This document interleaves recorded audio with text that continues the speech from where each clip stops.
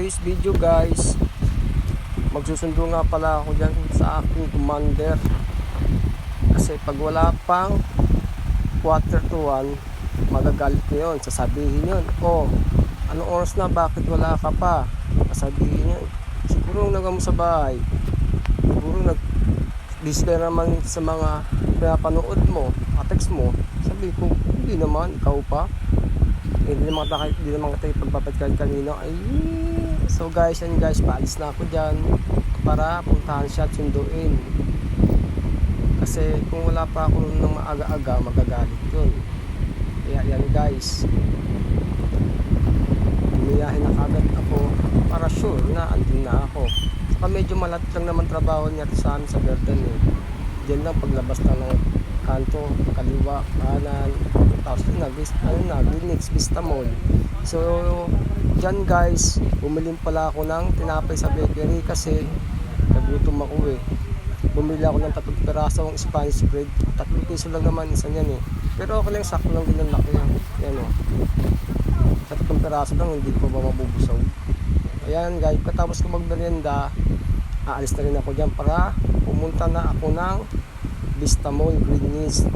Kasi baka mamaya paglabas niya wala pa ako. Ako, mahagad na naman si commander. Mayari tayo, magkakaroon naman tayo ng pingot sa tenga. So yan guys, tumatakbo na ako para puntahan siya. So yan guys, andyan na ako sa kanto, palabas na ako ng highway.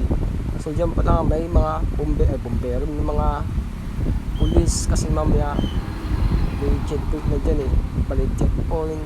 Marami kasi dumandaan dyan na walang mga helmet, walang license, paswarins no, kaya magkakaroon ng checkpoint.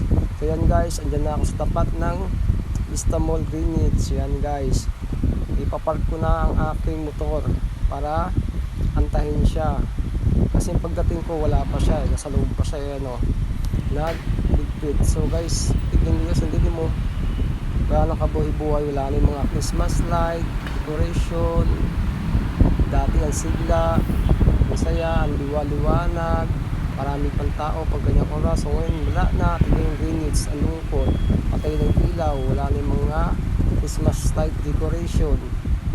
Oh, ang dilim guys, sobrang lungkot na, samantala yung nakarang Pasko lang ang liwanag. So yan na guys siya, alabas na pala para umuwi. So yun pa pala namin isang kanyang kasama, tapos may naiwan pa palang isang bangkot sa labas na hindi na ipasok, kaya yan, ipapasok muna niya.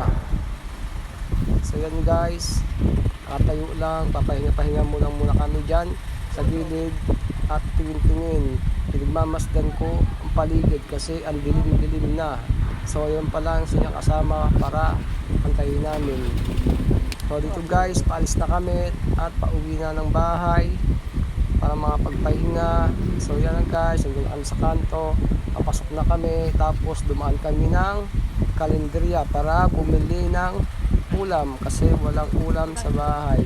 So yan guys, namimili kami kung anong gusto namin ulam na bilihin. Bilig na kopyan, yung tapos yan. So napili ko ang napili kong ulam pala dyan ay yang ang tawag yan yung binagoong baboy na may talong na gata. Diba sarap? Binagoong baboy na may talong na gata. So yan ang pinili ko guys. Sa asawa ko nga palang napili ganyan ay yung talong, tapos humingi siya ng sabaw. Yan guys ang pili ko. Mura lang naman yan, sa halagang 50 pesos marami na, solve ka na, di ka na lugi. Dagdag pa sabaw yan. O, yun guys. So yan guys, binalot na niya para kunin na namin. So yan guys, gumawa ko na, isasabit ko na sa aking service na motor. Yan. Kasi nakakaramdam rin ako ng gutom. So yan guys, pauwi na kami ng bahay. Yan, malapit na kami. So dito may ilaw pala, mali pala yung daan ko kanina, doon ako dumaan sa kabilang iskinita na madilim.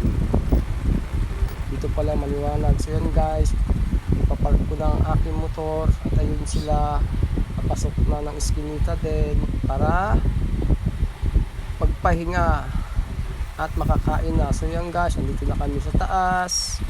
Yan. So yan guys, pinagandahan ko na siya. Yan, ulam niya talong. Kain na kami yan guys. Tignan nyo. Halatang hindi gutom. Tignan guys. Ang ulam po ay ginagbuong baboy na may talong na gata. Diba? Ang sarap. Pura lang yan. Sa order. Dito lang yan mabibili sa kanto ng Verdan. Kami tapat ng Chowking. Yan guys. So, sumubo na ako yan. Sarap. Diba? So guys, ganito lang kasi gabi na. Thanks for watching.